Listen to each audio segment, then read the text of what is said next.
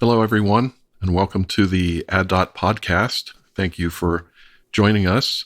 Today, my guest is Tomasz Jaskula. We've known each other for quite a long time, in programmer years anyway, and probably close to a decade now. And you probably know Tomasz from our book that we've written together in my Addison Wesley's signature series. Tomasz is my co-author of Strategic Monoliths and Microservices. And we've also consulted together and done training together, and mostly around domain-driven design. Tomasz is our Kalele official certified trainer for the French and Polish languages. So, Tomasz, welcome to the podcast. Thank you, Vaughn, for having me on the podcast, and hello, everyone. So today we're going to have quite an informative discussion, starting with functional programming, functional architecture, and how those can be used to support domain-driven design. And then we'll talk a bit about some of the highlights from our book, Strategic Monoliths and Microservices, and kind of what stood out to you, Tomasz, that you contributed to the book. And finally, we'll go into a rather advanced topic of bi-temporal models. So let's get started with functional programming and architecture. You just finished your first DDD with functional programming and architecture workshop for our company, Kalele. What is your background in functional programming and architecture? So I started, like many of us, to work and use object-oriented programming. And it was around 2001, after I graduated from university, and it took many years to learn and all the related patterns and best practice. So I've been using object-oriented programming for more than 20 years now, but at some point I felt that there has to be another way of solving problems, and I was always struggling with the way how object-oriented programs were built. So I'm talking about dependencies between different objects that were very deep, and inheritance that was overused or misused. And I think it's like a decade ago when I mean, it's not the first time I heard about functional programming, but I started to learn it. And I wanted to learn more about functional programming because I heard it had a different approach of dealing with different problems, with the problems I had with object orientation. So at that time, there was a lot of traction in different communities, and functional programming became popular. And we had new languages like F# and Scala. It was already established quite a bit, but it was a great time to learn a different paradigm. And I started to play with F#, Scala, and even Haskell, although I've never used Haskell in the professional context. But what I wanted is to have a broader view and understanding of how functional programming paradigm can help me and with different with business problems, and without the complexity I knew from the object orientation. So that's how I started, and immediately when I learned the most important functional programming principles, it resonated with me, and yeah, so that's how I started to learn and apply functional programming in real life. I think that maybe a good way to describe functional programming, or how it's distinguished from object-oriented programming or procedural programming, is that it's called a declarative approach to programming. Can you explain what a declarative programming language is? What does that mean? Yeah, so let me just highlight what the functional programming is first. So functional programming is the process of building software when you compose pure functions and you try to avoid shared state and side effects. So declarative programming, because it's not only related to functional programming, although it's a very important characteristics, means that program logic is expressed without explicitly describing the flow control, where imperative programs spend lines of code describing the specific steps used to achieve the desired results. And this is the flow control we talk about.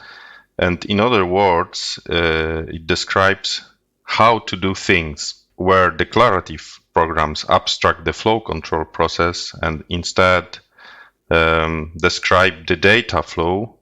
And in other words, we can say what a program does.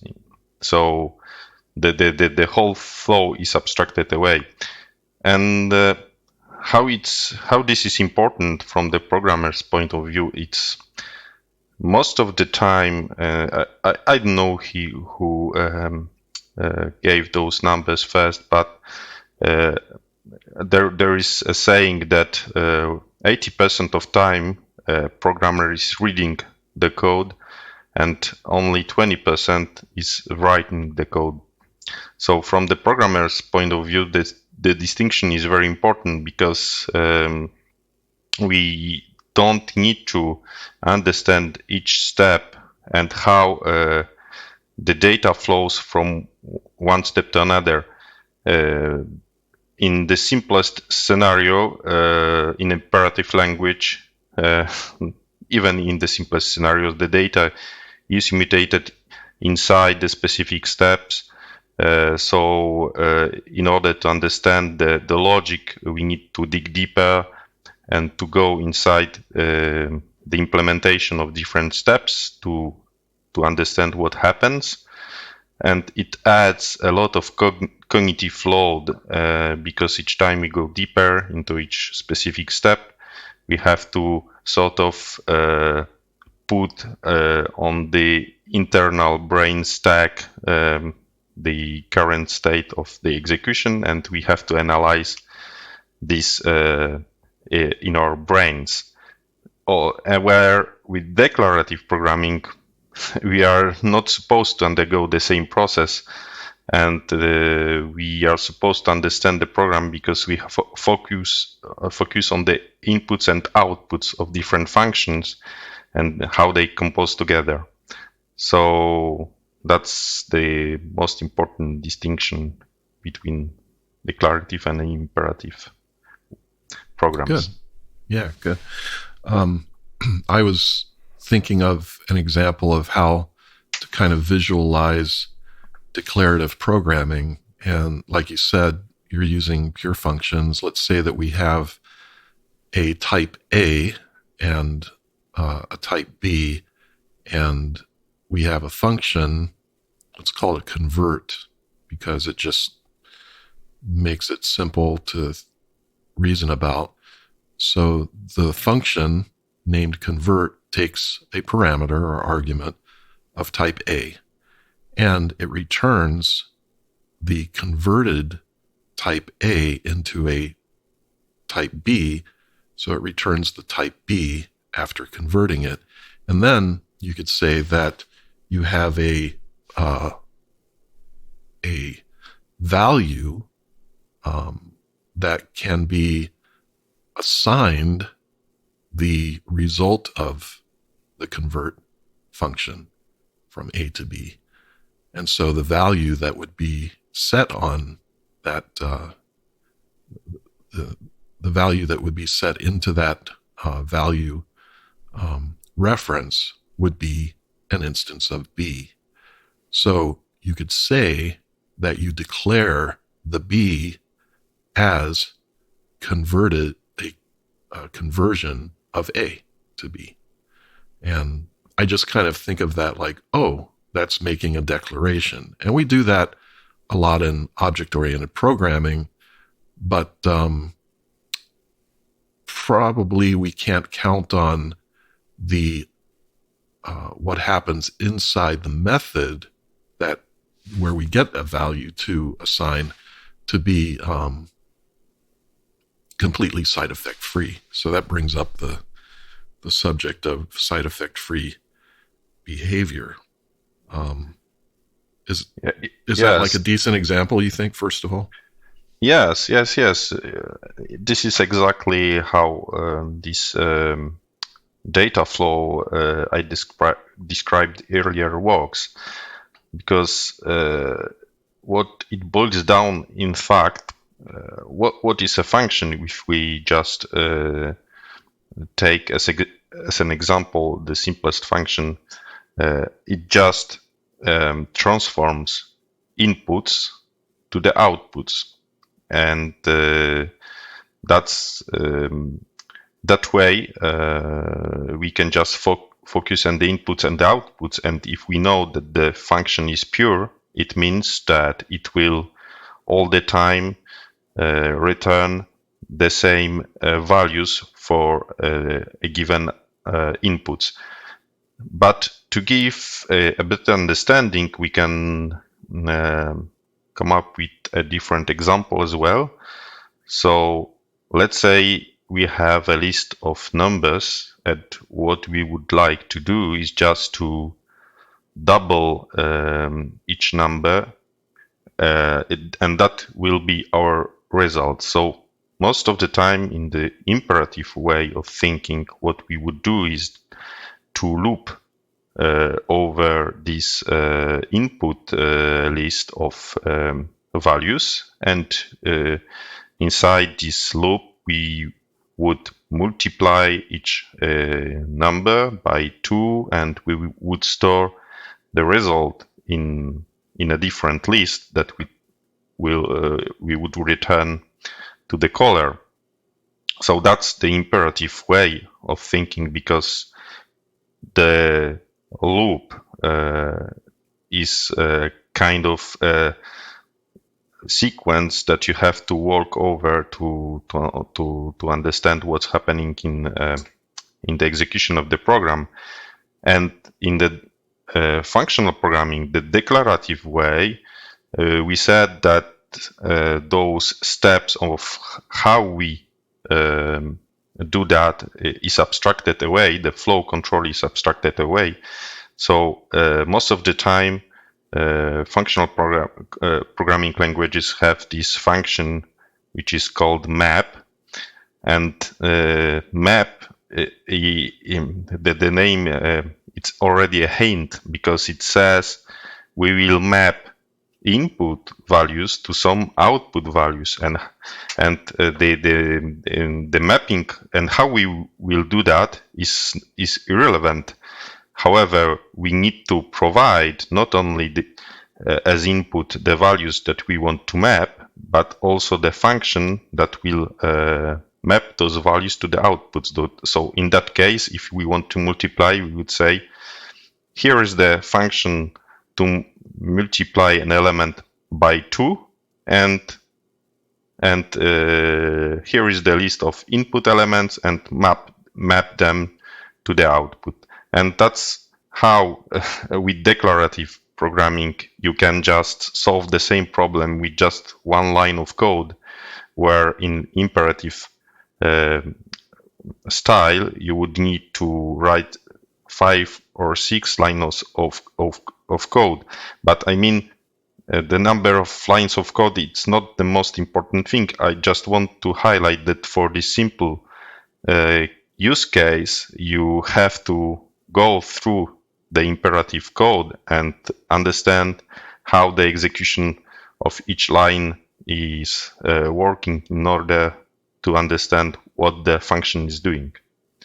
So that's a very important difference and an aspect of functional and imperative programming to understand the declarative. Yeah, good.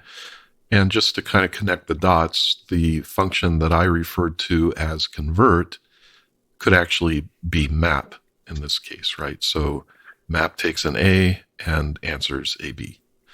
Exactly. So we're just mapping one to another.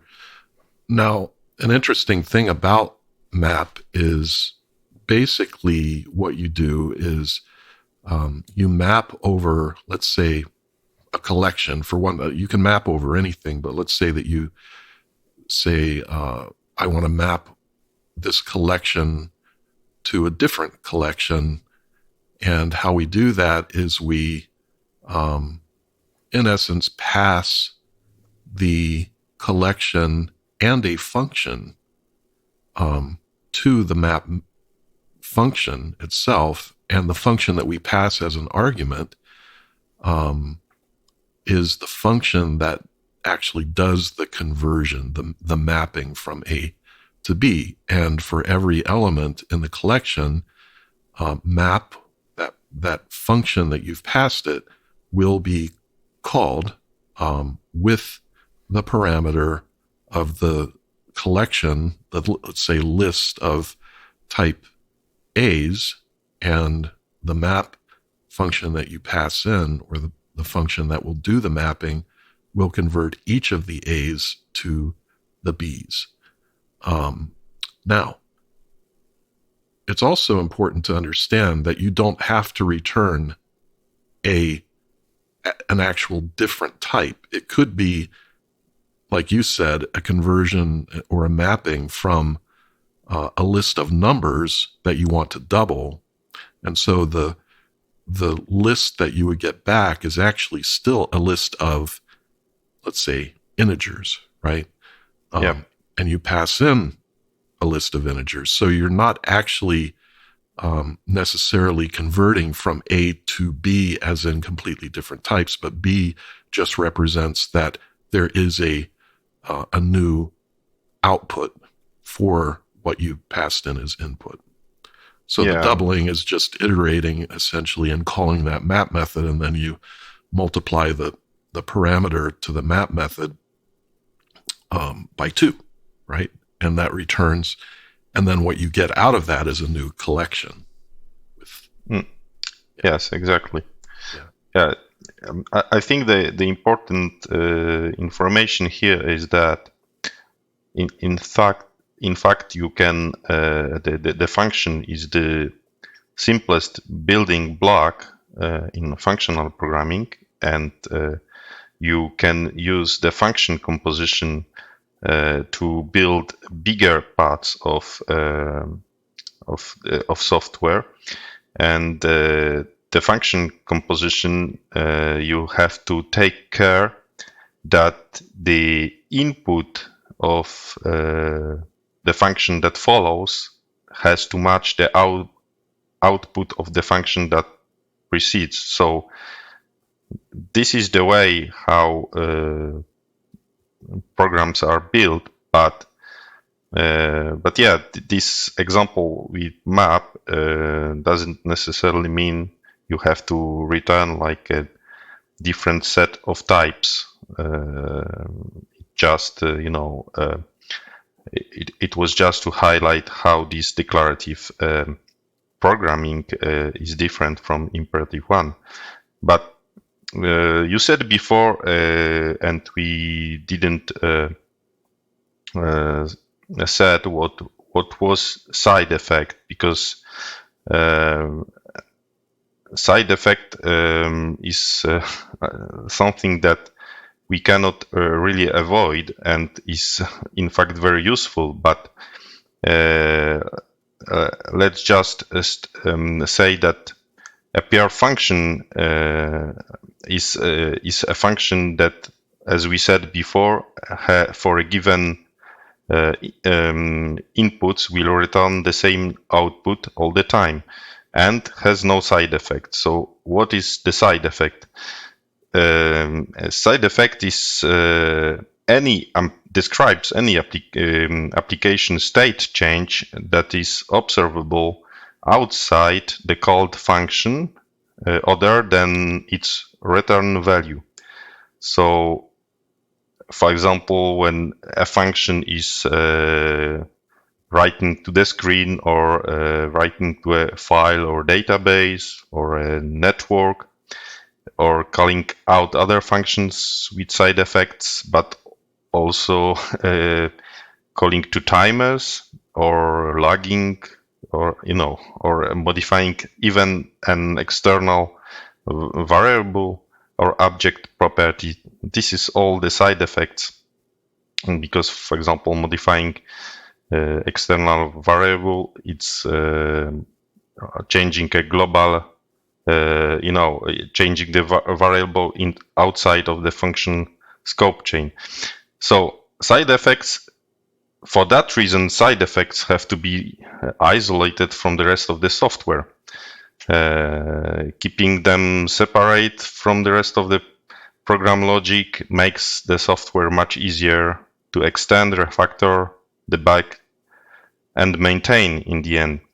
And the reason why side effects are bad if we just mix them everywhere in software with this, program logic and etc., is that they can be unpredictable depending on the state of the system, and you could have like exception thrown in different parts of your program where they are not supposed to occur.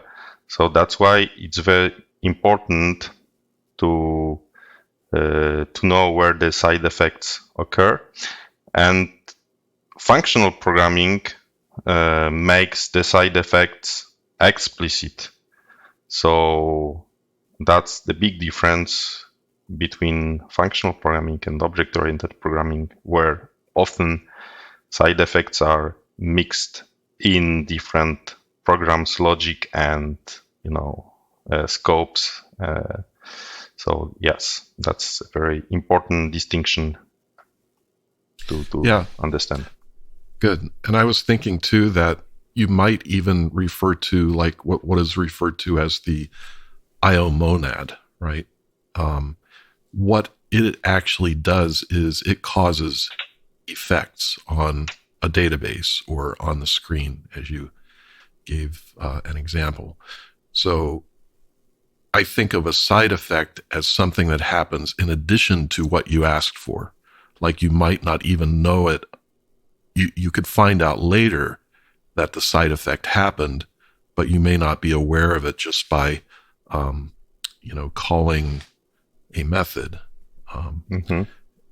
But I think more, and not to say that, referring to a side effect is incorrect for the monad, the IO monad, for example, but I think of it as an effect in that it is supposed to cause an effect, and instead of a side effect as in something you didn't expect, right? So maybe just that little nuance of description can help others understand, I see that, there are things that are supposed to cause effects, and those are explicit, like you were saying, right? Now you know that we are absolutely doing this effect. Yes, and IO monad, because the problem before the IO monads were that, theoretically, you just, the software executes on hardware and different things can happen, and unexpected behavior can be,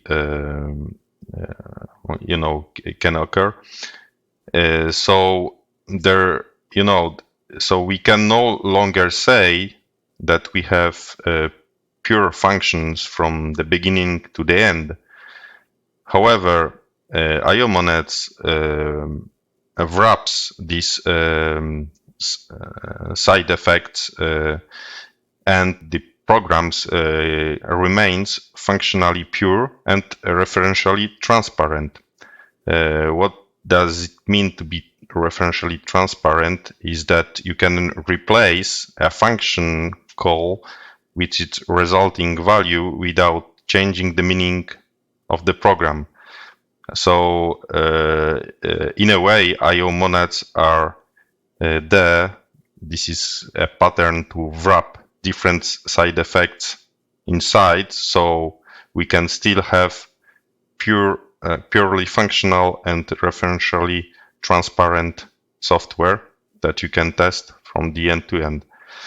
But it means that there are different kind of monads, and each monad can wrap a different effect inside, and you have means in functional programming to compose them in a way that you have the software that deals with different effects like asynchrony, IO, transaction, and all other sort of effects that you can imagine.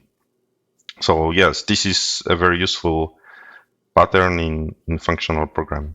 And you have quite a bit of experience with F#. I think it's sort of your go-to functional language, or one that you really enjoy using. How is I/O handled with F#? Yeah, so I remember that when I started to learn F#, it was more than a decade ago. We were referring in the community to monads as the M thing, because the community didn't want to focus on different functional patterns, not because they are not useful, but because they wanted to be pragmatic, and they wanted so people can use F# to solve different problems in a functional way without deep diving into functional programming and all the patterns. Because let's be honest, if you start with truly purely functional language like Haskell, the learning curve is steep, and it's not easy to start with to be fully to master the language, the environment, and all the patterns that are related to functional programming. So in F# there is something that is called computation expression, that is a kind of syntax for different computations that you can have, which is quite unique, and it provides like a direct syntactic support for different types of computations: monoids, usual monads, monad plus, and all other different kind of usages, because it's much more just than a monad, but it's very central part of the language. It's not complicated to understand. You don't need to understand the whole mathematical background, and you can of course learn those later, and but you can start using the language from the beginning, and so the pragmatic approach of F# is something that I like until now. Yeah, let's deliver software, right? Yes, That's the attitude. It's not be pretentious about the mathematics of writing software. And I don't disagree with the fact that people who use functional programming like mathematics, and a lot of them are very successful mathematicians. But there's also this sort of emphasis on, in order to really understand functional programming, you have to learn category theory and type theory. Otherwise, go hang it up. And in fact, I had someone actually tell me that I should go back to university and get a math degree so that I could know how to actually program in Haskell correctly. And I thought to myself, well, how practical is that? And then 4 to 6 years later, I can get an entry-level programming job with a language that may not even be relevant anymore. Yes. We don't know how things are going to work out. I would say that there was a big push toward using Haskell.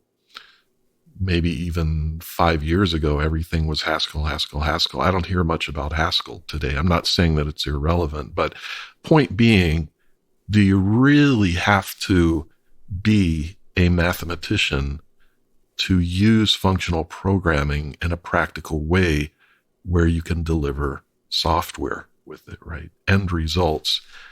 And, well, first of all, let me just get your reply to that. What do you think? Yes, I think that you don't need to be a successful mathematician to apply successfully category theory and type theory to software development, and hopefully it's not the case, because many people doing functional programming, they learn different principles and aspects of and theory behind the functional programming years or months later after they started to use functional programming. So that's not like a requirement, but I think the most important aspects to understand are that you have to know where the side effects occur, and you have to avoid mutation of data. So that's why having a support from a functional language where by default we have on first immutability is very important, and function composition where you can compose from the smallest function, mapping outputs of functions to inputs of other functions, and in that way you create bigger chunks of software. So I think that are the most important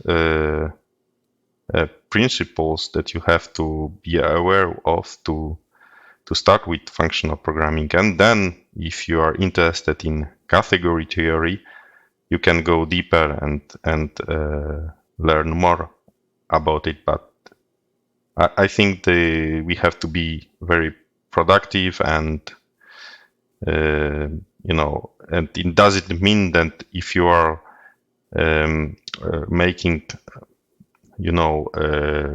software that is aligned very well with all the principles in theoretical principles, it will be easier to read for other people or to understand. So yeah, it's always you cannot assume that the people that will read the same piece of software have exactly the same theoretical knowledge to understand what happens there. So Yeah. it's I think it's too a little dangerous.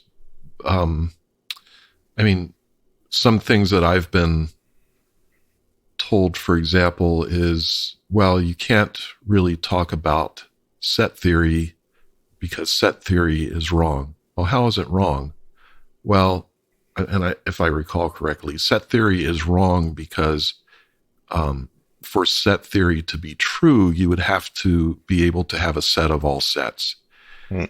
And so at this sort of universal level with, innumerable possibilities of sets of all sets, okay, set theory is wrong. But set theory is practical. And in fact, one big part of category theory is the category of sets. And okay, what does that mean? That category theory is wrong because it has a wrong theory attached to it, right? Or category attached to it. I don't know. It just seems like some of these things are completely impractical. But to make a point out of this, a lot of functional programmers who are into the sort of mathematical, strengths of functional programming, category theory, type theory, and so forth, they claim that you can mathematically prove that your function is correct, and therefore your entire program is absolutely correct, bug-free, right? Just whatever that means.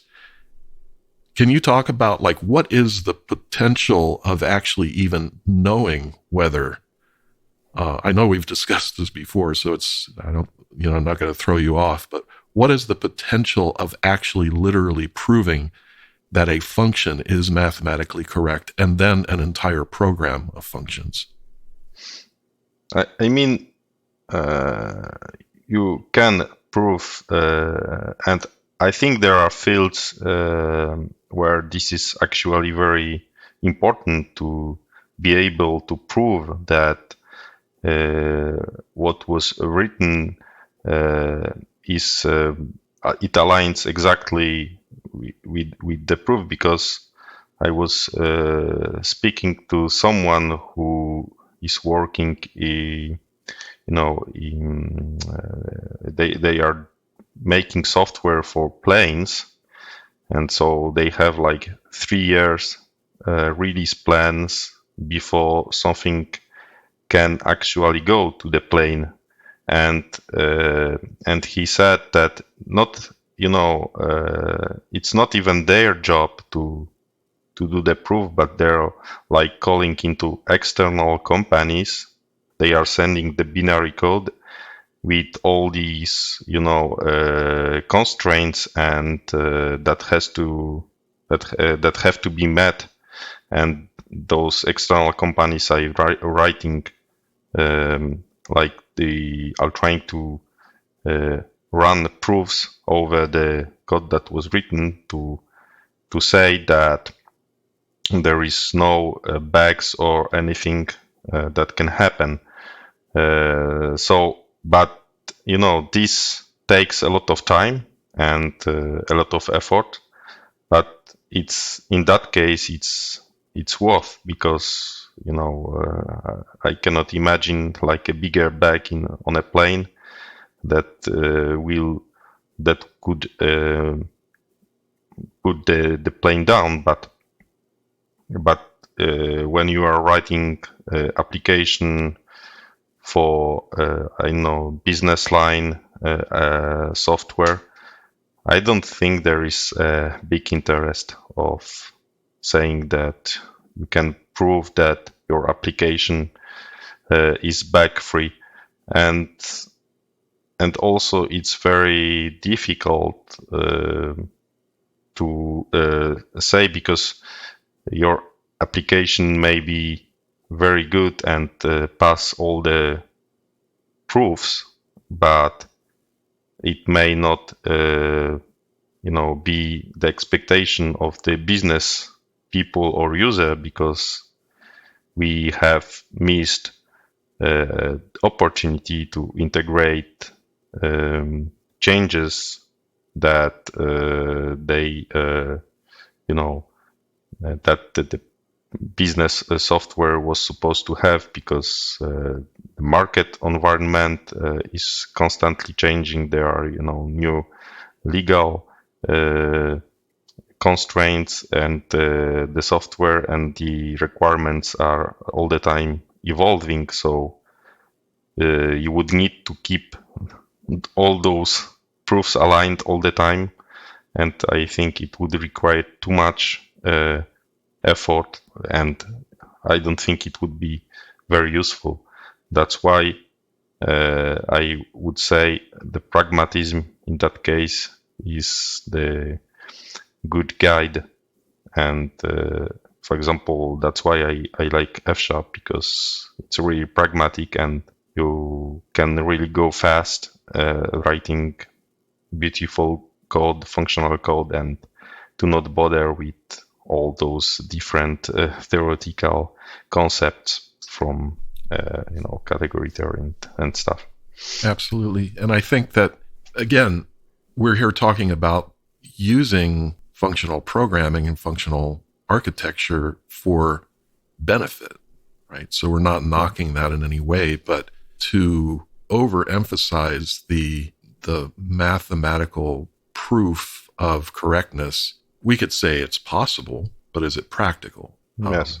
And even, I don't know what one major airline has done with those services, improving their airline or their aircraft. Certain aircraft is safe, but obviously if they did go through that, there was definitely a hole in the mathematical proof of the correctness of that code, and it's cost people's lives. So I would highly doubt that was functional code anyway, but I don't know. I think the point, though, that I'm trying to make is this huge buildup of expectation about math and various theories of mathematical proof. It's good to know about it, but it shouldn't be a barrier of entry to someone who wants to benefit pragmatically from the primary benefits of functional programming: side effect free behavior, immutability, right?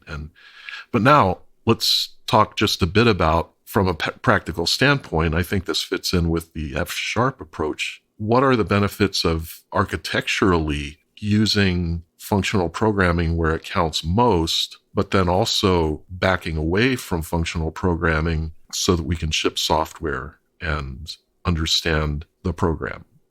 I think that if we talk about architecture, so most of the architecture patterns that we use, we agree that they have to align with the business expectations and needs. So the best way today is that domain-driven design can help somehow to emphasize the composability and autonomy of the different subsystems. And in here, I'm talking about, for example, bounded contexts. But functional programming languages automatically guide you to write composable and autonomous code, because there is no mutable state and no side effects. I mean, they are explicit. So this is like this alignment that I see between functional programming and architecture, where we compose smaller parts of the subsystems into bigger parts, and applying the same principles of transforming inputs to the outputs, and can look at those big systems that we have as kind of functional components that play a certain role in different business user processes. And it's like big picture of how functional programming works on the implementation level. So that's the relationship I see between those two approaches of designing functional architecture or designing functional software, functional programming language. And then there's the way we talk about this in the book, and I think it's a good segue to talk about some of the highlights of the book. But one thing that you contributed significantly to was the, proper definition of ports and adapters or hexagonal architecture, but not just the pure definition, but also the versatility of how to use that architecture. And one of those options is functional core imperative shell. Can you describe that, and what are the benefits of that?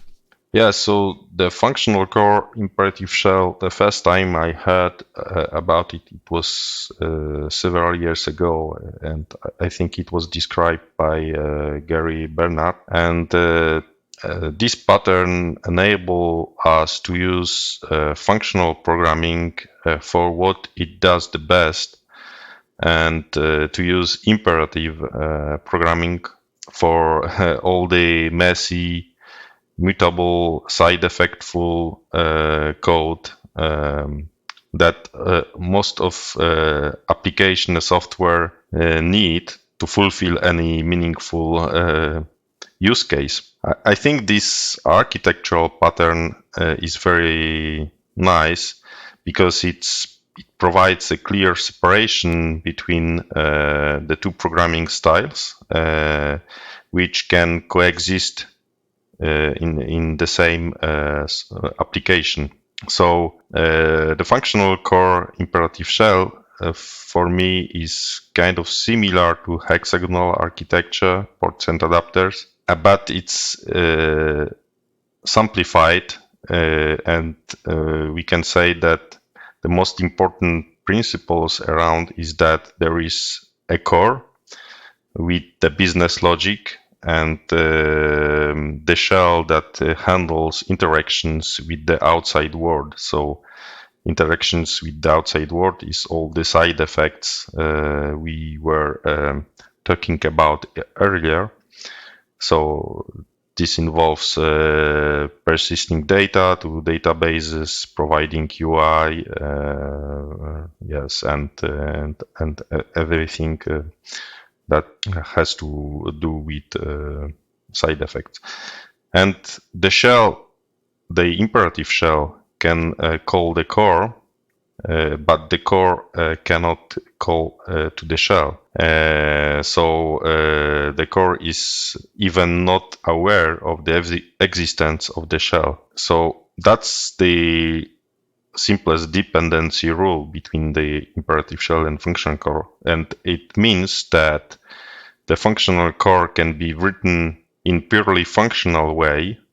And this is very easy to test because we don't need any mocks, any stubs. We just have pure function. We pass data in and out, and there are no side effects. And on the other hand, the imperative shell provides the data from the external sources or sends data to the external sources.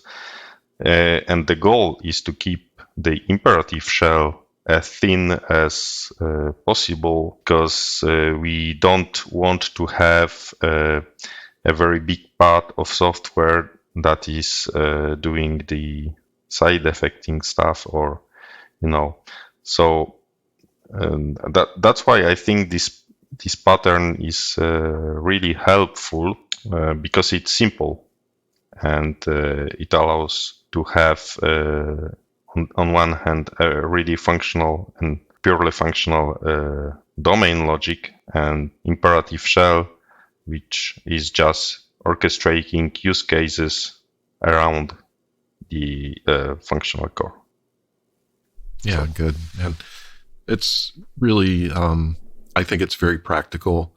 Again, it's about shipping software and using, leveraging the right language, the right paradigm in the right places. And just one other thing before diving into more book topics, I just wanted to point out and ask you also about this, but actually using functional programming style is possible with an object-oriented language. While the language doesn't help you to remain declarative only and side effect free, it's still possible with discipline to accomplish that. So you could use Java or C# or another imperative language, or even a hybrid language like Kotlin, for example, and accomplish that. So how do you watch out for things like reassignment of variables and, let's say, collections? Collections in the standard libraries are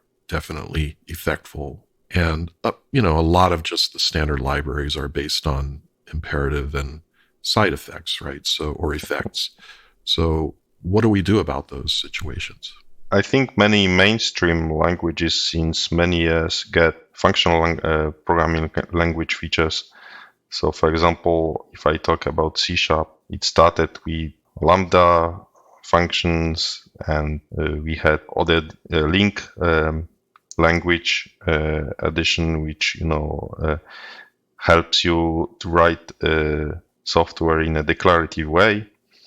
But it was not very practical to write functional code, with the functional programming style code, because by default everything was mutable, and you could use the standard libraries, collections everywhere, and the team using the language has to have a big discipline around topics, not using or mutating stuff, or using maybe static code analysis to check if there are no unexpected calls or usages of different libraries or collections.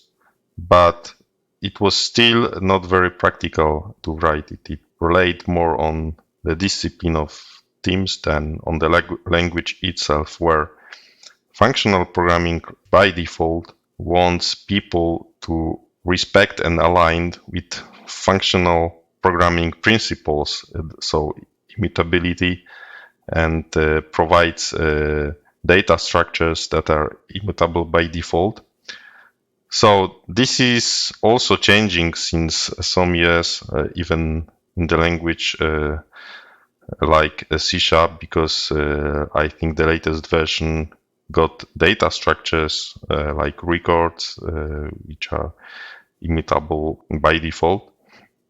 So it becomes easier to write functional code, but nothing can be solved, writing a purely functional code without, being disciplined and aware of what's happening, because it's not a functional programming language, and you still have to use objects to compose bigger programs.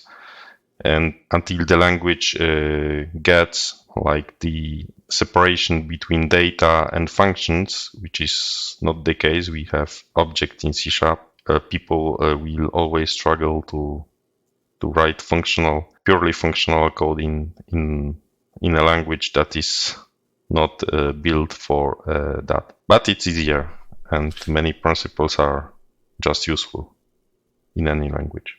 True. And there are libraries that you can get, like in Java, there's Vaver or Vaver, whatever your accent is, and what's the other thing that you can use to, basically make your program feel a lot like a functional programming language. Even, like I think Vaver has list collections that are, just like the list collection in Haskell, head tail, and you can derive new collections from that. And what's really interesting about the functional collections is, because of immutability, it's safe to reuse elements in multiple collections, right? You don't have to worry about, if I don't create a brand new element for this collection, if that gets changed, it gets changed in all collections, right? And well, you just simply can't change it. So that gives, a lot of leverage to how you can actually implement and derive new collections from existing collections, and so forth. So big advantages.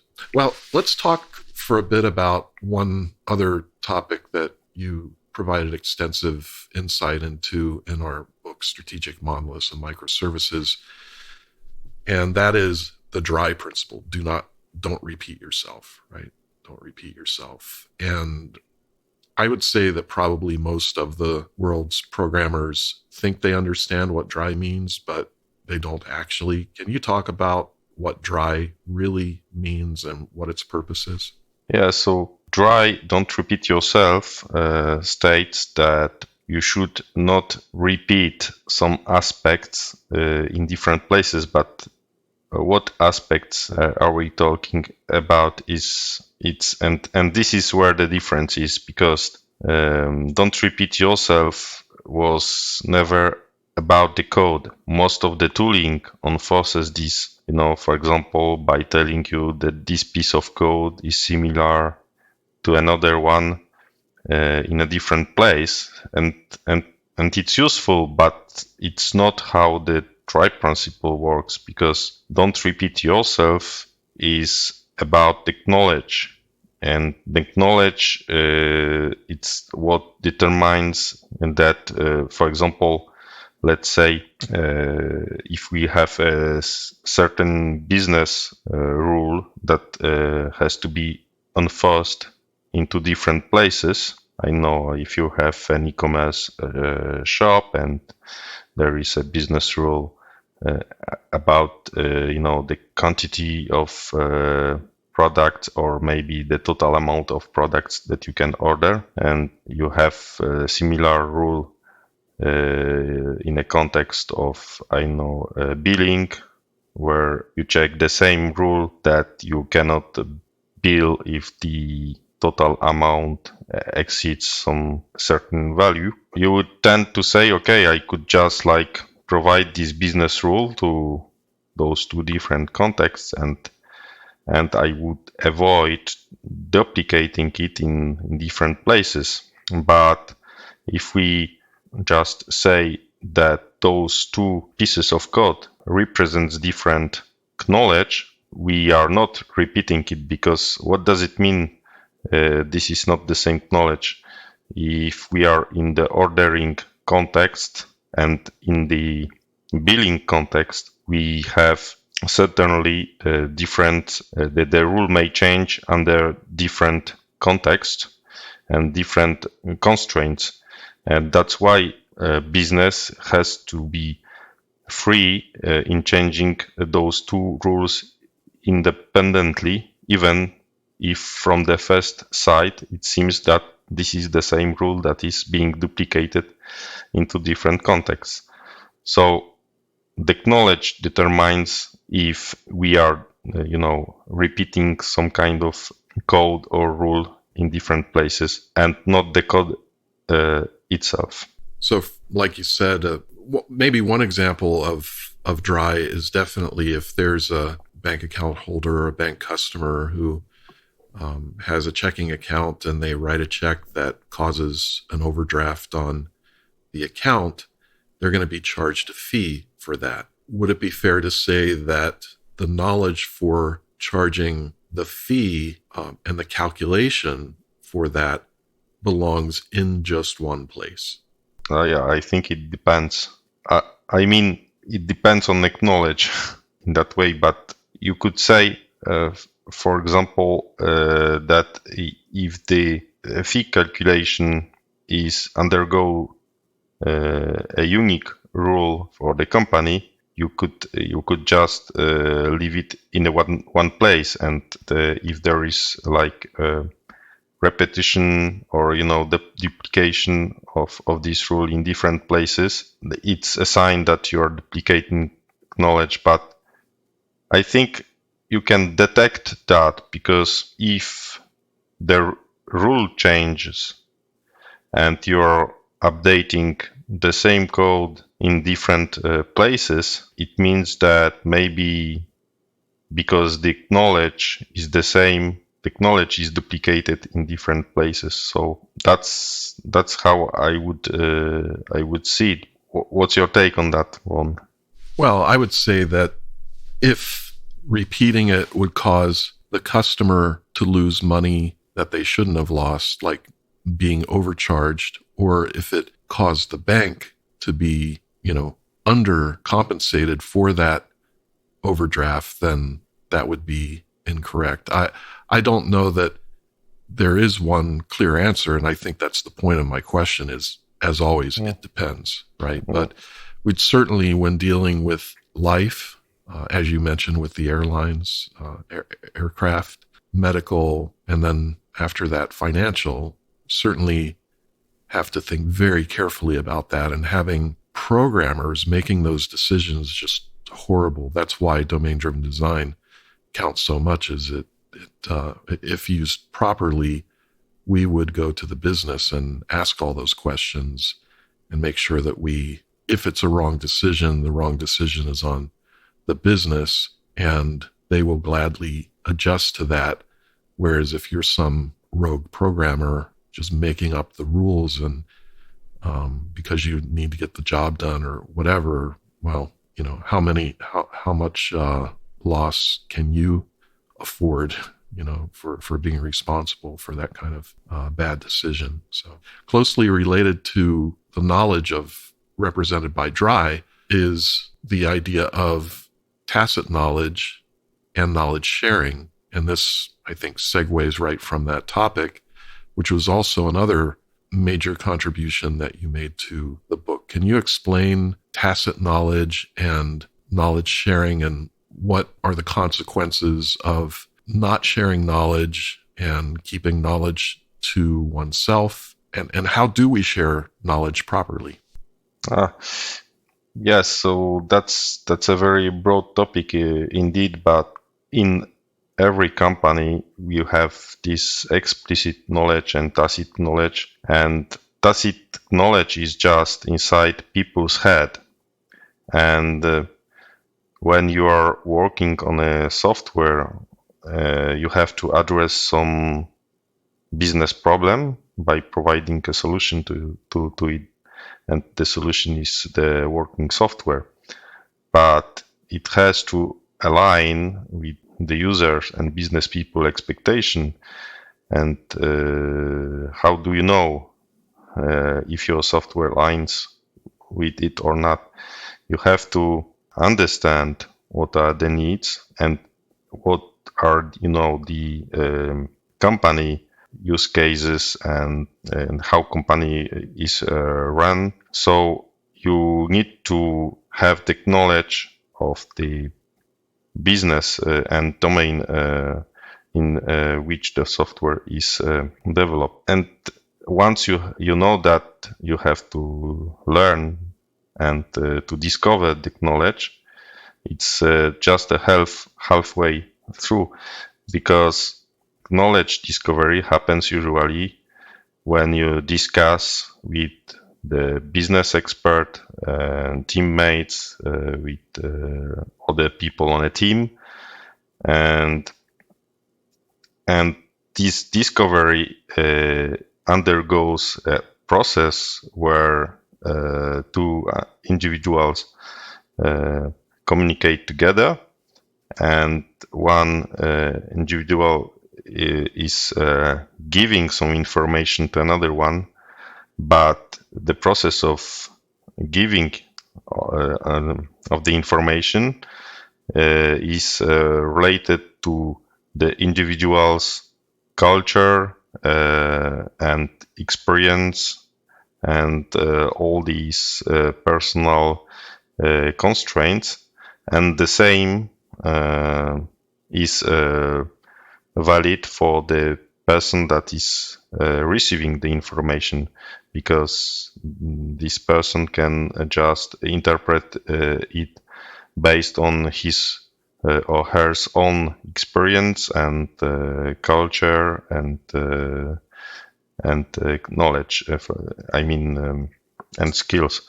So it means in the end that you are not really sure that what is being communicated from one person to another is exactly the same.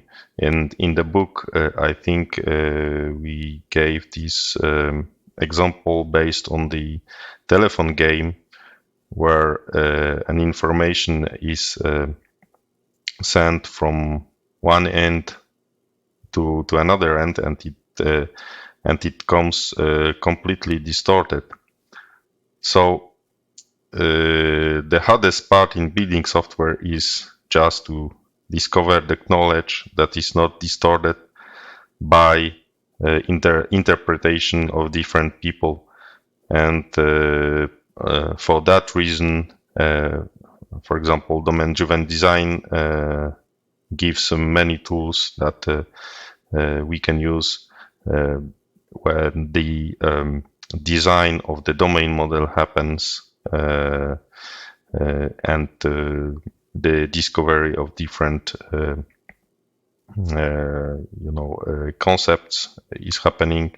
So they can be further refined with business people, and the central point is that we are working to build what is called ubiquitous language, where all the concepts we are discussing with a team and business expert have a specific meaning in a given context. So that is a very helpful tool to overcome these different problems that the interpretation of different individuals can bring. Yeah. Good. So, well, let's completely shift gears now and talk about one of your specialties, bitemporal models. Can you give a brief summary as to what is a bitemporal model? Why are they used? Yeah, so bitemporal models are very useful when you have to track different time axes. Most of the time in software we just care about record time, or as other people say, transaction time, when something happens. But there are many businesses and for example, if you need to have like a historical table and to track what different changes and for what reason happened, people are just building ad hoc, features into the software to provide those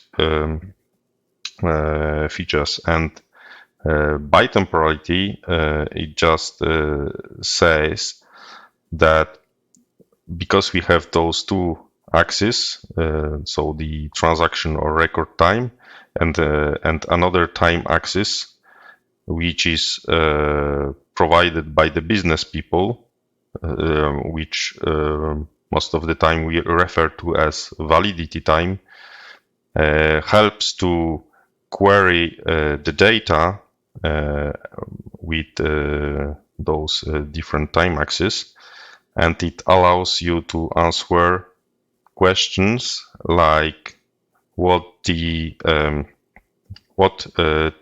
my system was at a specific point in time, or what the state of my system should have been at that time, because it happens that some information is recorded way before it happens, or way after it happened. So we need to somehow ensure that when we record this information to the system, we are saying that we are recording this information now, but it should be valid from a different time in the past or in the future. Yeah, good explanation. And probably a way to think about this is the time lag is generally due to people, right? Maybe when people work, or when people sign documents, when they decide to go through their inbox and find something that needs to be processed. And if it was purely up to machines, the time lag would be roughly inconsequential, I would say, because at least it would happen on the same day or within the same hour, usually. But when people get involved, this is what happens. I think, let's say that, I think a classic example is a child is born on a Saturday and the government offices aren't open until Monday, and possibly it even takes Tuesday and Wednesday for them to process the record that a child was born on Saturday. So there is the fact that the child was born on Saturday, but the office didn't record it until Wednesday, let's say. So there's roughly a 5-day or 4.5-day difference or something between that. How do you describe the 2 points in time, validity and so forth? Yeah, so I think what's important to understand here is that because we are able to record those different times, we are able to query, for example, taking into account those different times. For example, if I were to make a report which says how many children were born on that specific date, and if I took into account the record date, or for example, the day before the birth was recorded, the system would give me that there were no children born on that day because we have recorded this information a day later. And if we just take into account this validity date that was set certainly by a clerk, and that's saying that this child is recorded on, I know, 1st January, but it was born, or I know, 25th of December, we could query and to say, and we would be able to answer that on the 1st January, we, for example, or maybe 31 of December, we should have known that the child was born, but it was not recorded in the system yet. So this is where bitemporality shines. And maybe most of the people just can't understand because people are dealing with those different use cases by an ad hoc feature. So they say, okay, we have different dates that we have on different concepts in our domain model. So we treat those dates as regular data. For example, if we would have, for this specific example, a file with the child information, the birthday would be like just a property of the data property of the child. It was born on that specific date. But bitemporality, the concept is more rooted into how the data is stored, because those time axes I'm talking about, they are like a central persistence point for all information in the system. So you would need to provide this specific validity date for every piece of information that you record in your system, and that way you have these historical state changes over the time that you can explore using different queries based on different times. And ironically, this concept seems very simple, but most of the databases or data store doesn't have these querying features based on two time axes. So that's why you have to provide some kind of implementation in the real life to support those cases. Right. And from a practical standpoint, let's say that the child grows to school age and they're not permitted to start school for an entire year because they weren't old enough according to the records, right? Let's say that you had to be 5 years old to start kindergarten and you had to be 5 years old by September 1, but the records show that you were born September 5th. Well, you have to wait 360 days to start school when, and in essence, you're losing a whole school year in your life, right? Time. So time matters. Now, personally, what if later on a government benefit is available once a year, but you have to qualify by a certain date? And again, you're going to have to wait whatever, maybe in this case, it could be like 370 days, right? Before you actually qualify to get this benefit. Not that those are actual circumstances. Well, the school thing definitely is, but who knows how that could affect you. And so what you should have known by this date, you didn't know until this date, but we know now is the important. Yes. What it should have been, or how it is viewed. Yes. Very cool. And you used that. You used event sourcing and CQRS to solve that problem in a fintech environment. Yes, this was event sourcing is an approach to store application data based on the changes that happens in the system. So it's not like regular, state persistence where we are taking a snapshot of the current state and we are discarding the previous state and we record the current state. So each time we do, someone does a modification in the system, we are just taking the snapshot and we are storing it. And if we need historical data, we need to build ad hoc features and historical tables to deal with that. Event sourcing, there has to be a prior work done before we can use event sourcing by designing different events that are meaningful for the business.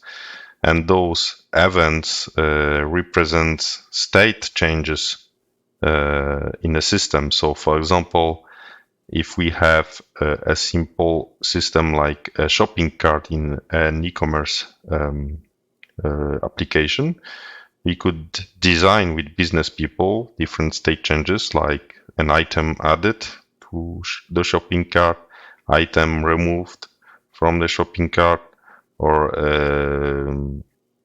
all those kinds of events. And each time an event is produced, we just append this new event to the events that were already produced, and that way we can have all the changes that had happened since the beginning of the state. And each time we have to recalculate the current state, we need to go through all the changes and recalculate the current state by applying those different changes. So it may seem like a very complicated approach, but the most important point is that by storing those different events and state changes, we have the historical data for free that we can use in a ways that business people don't even expect at the time we are storing them. So we for this financial project I'm working on, we were using the event sourcing approach because we business business people want to have these historical data tracked for legal reasons. And by the way, this was the bitemporal event sourcing because, as we said before, bitemporality, the most of the information that were recorded in the system were recorded after something had happened. So when we business people were querying for the data, they were querying based on those two time axes where this information were actually recorded and when this information applies to, I mean, on which date this information applies. And that's very important because this approach helped us to deliver this future without building a very complicated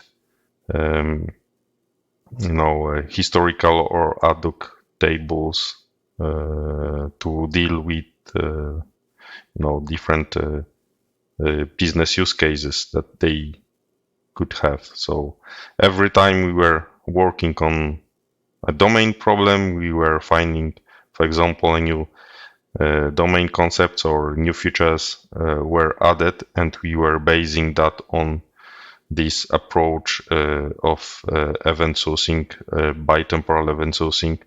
They had all those features to explore data for free.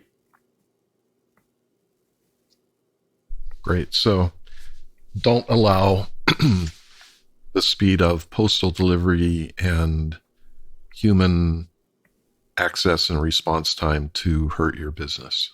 It's a good way to look at it. So, well, Tomasz, it's been a pleasure to talk with you. Of course, we talk often and Slack message each other a lot, but nice to be in person, sort of, today.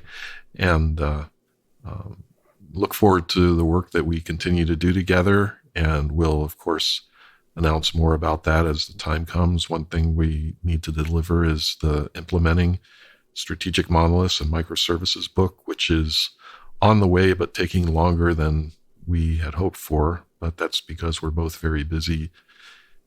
And that's not a bad thing, right? Yes. So, well, let's think about another time when we can carry on maybe a specifically more discussion about bitemporal and solutions, concrete solutions to that. And we'll take it from there. Yes. Yes. Thank you for this discussion and for having me on the podcast. It was a real pleasure. So yes, I'm really looking forward for next time. All right. Thank you. Thank you.